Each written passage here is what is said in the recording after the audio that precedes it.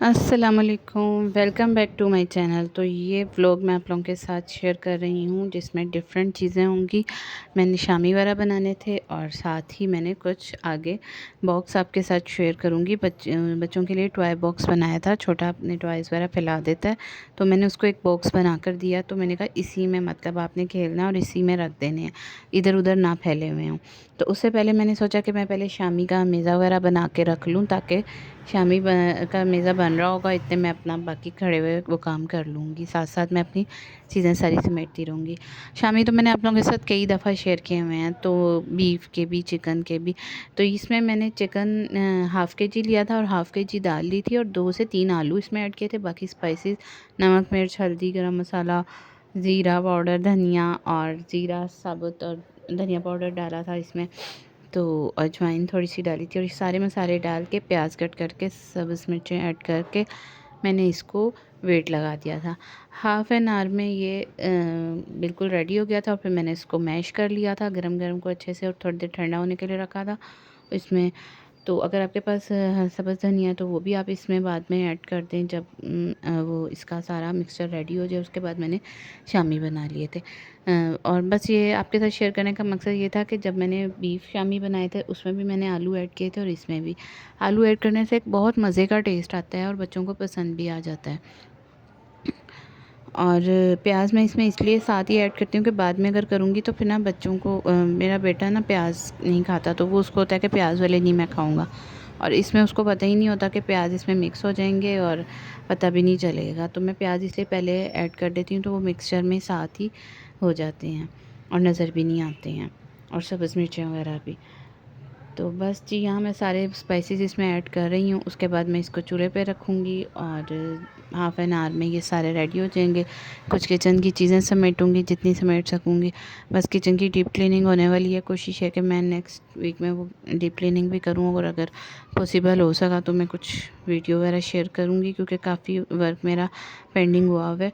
कुछ मौसम बहुत इस तरह का था जिसकी वजह से किचन में खड़े होने को दिल ही नहीं करता था, और कुछ ये था कि भी थोड़ा सा ठंडा मौसम हो जाए और कुछ तबीयत फिर ऐसे डाउन हो रही होती है और कुछ बच्चों के एग्ज़ाम चल रहे थे, फिर उनकी पीटीएम आ गई, इस तरह करके काफ़ी चीज़ों में हम लोग बिज़ी रहे तो मैं डीप क्लीनिंग नहीं कर पा रही थी। डेली बेसिस पे जितना हो सकता था उतना क्लीन कर लेती हूँ। तो जी, यहाँ बस हम अब शामी रख दी है हमने। और ये चूल्हा आप लोग कहेंगे कि साथ अगर मतलब कि कई लोगों को नहीं पता तो सब मतलब मैं अपनी दोबारा बता दूं कि हमारे गैस नहीं आ रही है जिसकी वजह से सिलेंडर वाला चूल्हा रखा है, सिलेंडर सेट किया हुआ है। और दूसरा चूल्हा कुकिंग रेंज को इसलिए नहीं यूज़ कर रही क्योंकि उसके साथ सिलेंडर को भी अटैच नहीं किया था। अगर हमें यही है कि गैस आ जाए, अल्लाह करे, दुआ तो यही है क्योंकि सर्दी में बहुत मुश्किल हो जाती है। लेकिन अगर मतलब लोड शेडिंग के साथ आती रहती है तो वो ज़्यादा अच्छा रहता है क्योंकि अब गीज़र वगैरह के लिए भी हमें फिर सिलेंडर या देखें अब क्या करते हैं हम लोग, ये तो बाकी दुआ यही है कि गैस आ जाए। तो इसलिए मैंने इस तरह सेपरेट चूल्हा एक रखा है जिसकी वजह से लग रहा है कि मतलब कि ये लोग कहेंगे ये क्यों नहीं यूज़ कर रही। तो ख़ैर यहाँ बातों बातों में चीज़ें भी मेरी रेडी हो गई थी और दूसरी साइड पे मैं अपना काम भी कर रही थी। ये नहीं कि नहीं, वो मैं आप लोगों के साथ इसके बाद शेयर करूँगी उसके क्लिप्स कि मैं दूसरी साइड पे क्या काम कर रही थी। जैसे कि मैंने आपको बताया कि मैं टॉय बॉक्स रेडी कर रही थी, तो आगे मैं आप लोगों को वो दिखाऊँगी। इस तरह ईज़ी भी रहता है टॉय बॉक्स का, बाकी सबको ही आते हैं। इस तरह आप लोग अगर ऑर्गेनाइज़र वगैरह बना लें इस तरह तो ज़्यादा इजी रहता है क्योंकि बच्चों के टॉयज़ अगर आपने कोई वैसे कपड़े वगैरह समेटने हैं, कुछ भी करना है तो वो चीज़ें उसमें रख हो जाएंगी और फैला फैली नहीं लगेंगी। कोशिश होती है कि मैं सारी चीज़ें शेयर करूँ। मैं बनाती भी हूँ इस तरह के ऑर्गेनाइज़र वगैरह, लेकिन मैं आप लोगों के साथ शेयर नहीं करती। लेकिन टॉय बॉक्स को मैंने इसीलिए मैंने कहा चलें आप लोगों के साथ वीडियो शेयर कर दूँ। तो यहाँ बस सारा मिक्सचर रेडी हो गया था, चिकन और मतलब दाल पक गई थी और इसको मैंने पीस लिया था। मैंने मैशर से ही कर लिया था, इसके लिए कोई ब्लेंडर वगैरह यूज़ करना ही नहीं पड़ा था। बस थोड़ी सी मेहनत होती है जिससे हो जाता है। अगर मतलब मैं ज़्यादातर इससे या फिर हैंड ब्लेंडर जो इलेक्ट्रिक होता है ना उससे भी कर लेती होती हूँ, तो पता भी नहीं चलता है। तो बस यहाँ इसको ठंडा होने के लिए रखूँगी। उसके बाद थोड़ी देर ठंडा होगा और इसको फिर मैं जल्दी से शामी बना लूँगी और फ्रीज़ कर लूँगी। शामी बना के फ्रीज़ करने से फ़ायदा ये रहता है कि कभी बच्चों को कोई चीज़ ना पसंद आए, सालन वगैरह, तो फिर बच्चे ये खा लेते हैं, और या फिर लंच बॉक्स में बेटी को दे देती हूँ। बाकी दूसरी साइड पे मैंने ये बॉक्स पहले से ही सारा रेडी करके रखा हुआ था। इसकी कटिंग शटिंग उस हिसाब से की हुई थी, टेपिंग मास्किंग टेप से मैंने इसको जोड़ा था। अब मैं गिफ्ट पेपर वगैरह देख रही थी किस तरह मैं इस पे लगा सकती हूँ। तो बस मैं यहाँ गिफ्ट पेपर वगैरह लगाऊंगी, इसको सारा ग्लू गन से सारा अटैच करूँगी।